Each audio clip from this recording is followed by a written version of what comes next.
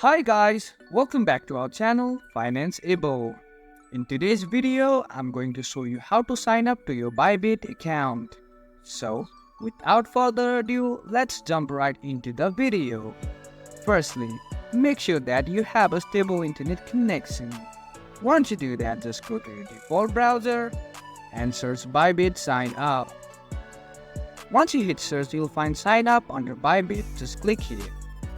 Now, you can see sign up option on the right corner of your screen. You can either sign up with your email, your mobile number, your Google account or your Apple account.